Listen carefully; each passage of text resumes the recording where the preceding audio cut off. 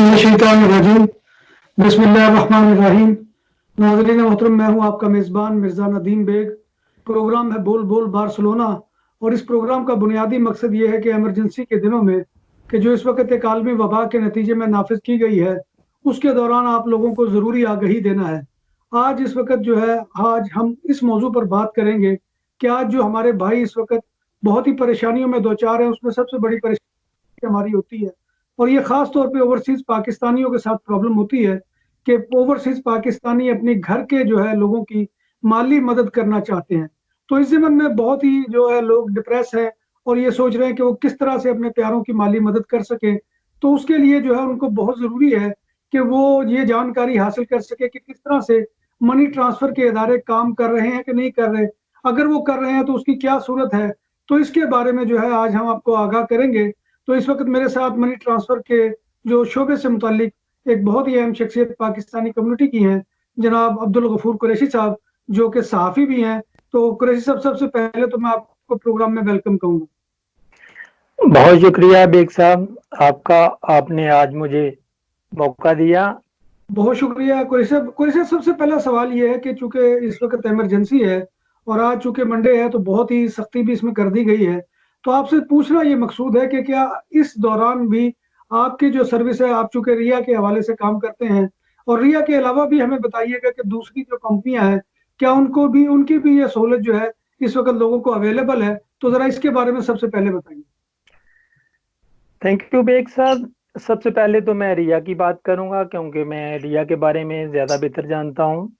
जहां तक रिया की बात है, तो रिया एक ऐसी कंपनी है जो फिनांस के रिलेटेड है, जो पैसे भिजवाती है, चेंज करती है। तो इस तरह हमारी जो सर्विसेज हैं वो सोशल सेक्टर कंसिडर की जाती हैं और ये भी बुनियादी ज़रूरियात में आ जाती हैं। तो इसलिए इन दिनों में हमारे ऑफिसेज के लिए हमें यही कहा गया है कि आप अपनी सर्विसेज दें और लोगों के जो मसले मसाइल हैं, क्योंकि इन दिनों बहुत से लोग पैसे भिजवा रहे हैं अपने प्यारों को, उनकी मदद कर रहे हैं, और बहुत ज़्यादा ऐसी कम्युनिटी भी है जो पैसे वसूल कर रही है इन दिनों। तो अगर हमारे ऑफिसेज ही बंद होंगे तो वो बेचारे किस तरह अपने बहन भाइयों की मदद कर सकेंगे या उनसे मदद ले सकेंगे। इसलिए हमारे ऑफिसेज जो हैं वो खुले हैं, और हमारी कंपनी के जो लीगल डिपार्टमेंट है उसने हमारे साथ, चूंकि तकरीबन तकरीबन सारे लोकोतोरियो जो हैं, चलें अगर सारे ना गए तो 95-96% जो लोकोतोरियो हैं वो हमारे साथ अटैच हैं, काम कर रहे हैं। तो हमारी कंपनी ने, हमारे जो कमर्शियलिस्ट हैं, उन्होंने उन सारे लोगों को वो जो कंपनी का ऑर्डर है वो भी फॉरवर्ड किया है, लेकिन साथ ये भी इंस्ट्रक्शन दी है कि वो काम तो कर सकते हैं, लेकिन अगर जहाँ पे आपकी शॉप है या जहाँ पे आपका ऑफिस है, अगर वहाँ की इंतज़ामिया या पुलिस आपको कहती है कि आप अपना ऑफिस या शॉप बंद कर दें, तो आप जो वहाँ की इंतज़ामिया है आप उनकी बात को फॉलो करें। लेकिन लीगली हमें ऑफिस खोलने की और काम करने की इजाज़त है।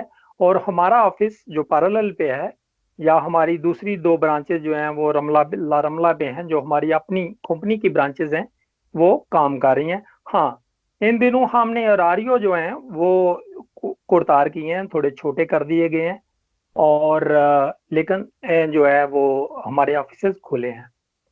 अच्छा कुरैशी साहब, एक बंदा अगर वो फर्ज करें, मैं जैसे बादलोना में रहता हूँ, तो मेरे लोकल इलाके में आपका जो एजेंट था उसकी दुकान तो बंद है, खा वो लोकोतोरियो की शक्ल में थी, पीसीओ की शक्ल में, या किसी और शक्ल में थी। अब मैं आपके मेन ऑफिस पैरेलल जाने के लिए क्या जो है मेरे पास आर्गूमेंट होंगे कि मैं मुकामा इंतजामिया को ये बता सकूं कि मैं रिया जो है वो पैसे भिजवाने के लिए जा रहा हूँ? क्या उसको तस्लीम उस करते हैं? उसकी सूली तौर पे तो करना चाहिए जी, क्योंकि अगर एक बंदा जाएगा, आपने फर्ज करें कल जाना है, आपने प्लान किया है कि मैंने कल जाना है, पैसे भिजवाने हैं, तो आप एक दिन पहले वो जो मोबाइल पे एप्लीकेशन है जिस पे आप फॉर्म जो है वो डाउनलोड करके इंफॉर्मेशन दे सकते हैं और वो सर्टिफिकेट ले सकते हैं कि मैंने ये काम करना है।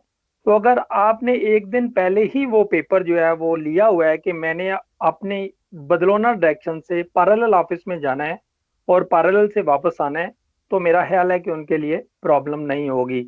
ये उस सूरत में है कि अगर आपके इलाके में या आपके करीब तरीन हमारी जो लोकल कंपनीज के जो ऑफिसर्स हैं या जो हमारे सब एजेंट हैं अगर वो बंद हैं तो। लेकिन अगर खुले हैं तो मैं ये रिकमेंड करूंगा कि आपने करीब तरीन लोकल ऑफिस से जो है ना वो ही पैसे भेजें। अच्छा, ये जो ऑर्डर है इंतजामिया की जानिब से, मेरा ख्याल रिया के अलावा दूसरी कंपनियों को भी होगा कि वो भी अपना दफातर खोल सकती हैं। जी जी, होना तो चाहिए। ये अच्छा। डिपेंड करता है कि जो कंपनी काम कर रही है स्पेन में उसके पास जो लाइसेंस है वो कौन से कंट्री का है, और जब उसने लाइसेंस लिया था तो वो क्या उसकी क्या टर्म्स एंड कंडीशन है। लेकिन सूली तौर पे होना चाहिए। तो हाँ पैसे जी। बचवाने के तीन ऑप्शन है हर बंदे के पास। एक तो ये है कि वो फिजिकली शॉप पे जाए या हमारे ऑफिस में जाए तो वो पैसे बचवा सकता है। दूसरी रिया हम्म। की एक और ऑप्शन है, वो है रिया की एप्लीकेशन।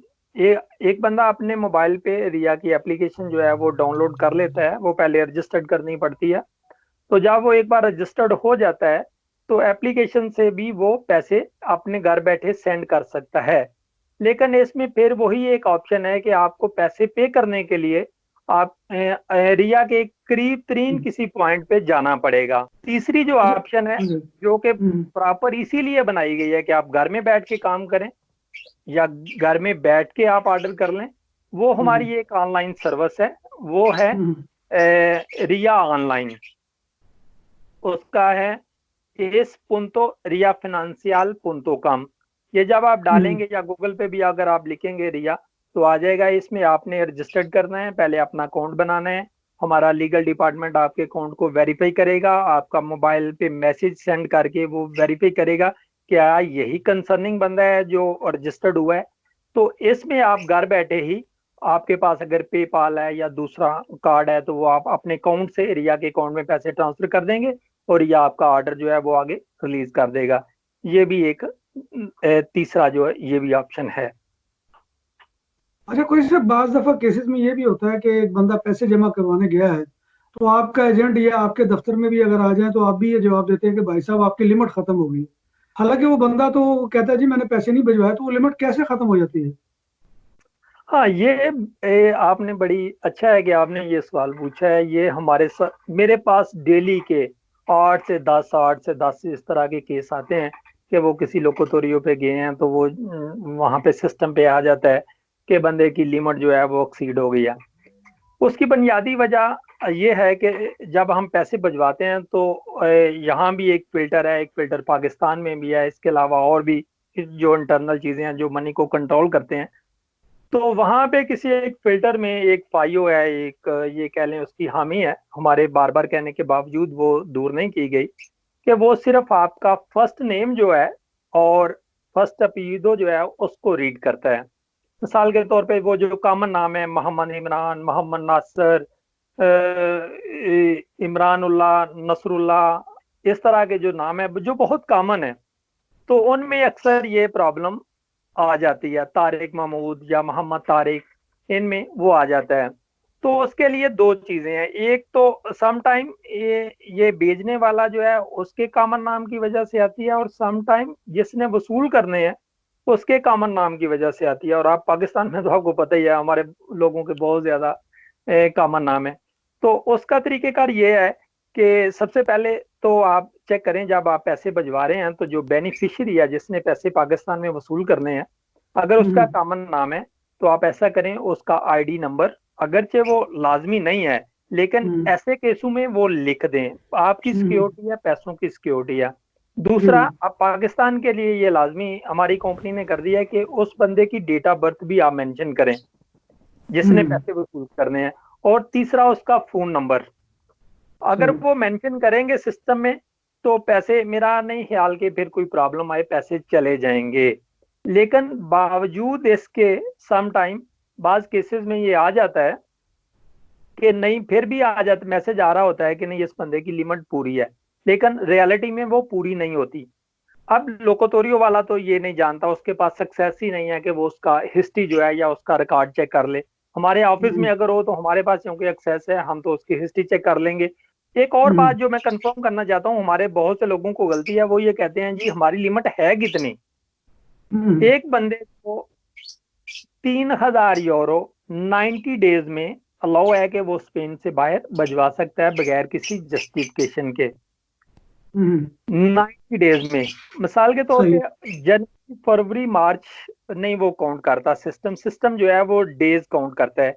आपने अगर आज आपको 8 मार्च को या 10 मार्च को आप पैसे भिजवा रहे हैं, तो अगर सिस्टम शो कर रहा है कि इसकी लिमिट एक्सीड हो रही है, आप 1000 यूरो भिजवाना चाह रहे हैं, तो आ रहा है कि नहीं इसकी लिमिट एक्सीड है, तो आप 89 डे पीछे जाके तो देखेंगे कि 89 डेज में उसने कितने पैसे भेजे हैं, प्लस वो जो आज भिजवाना चाह रहा है।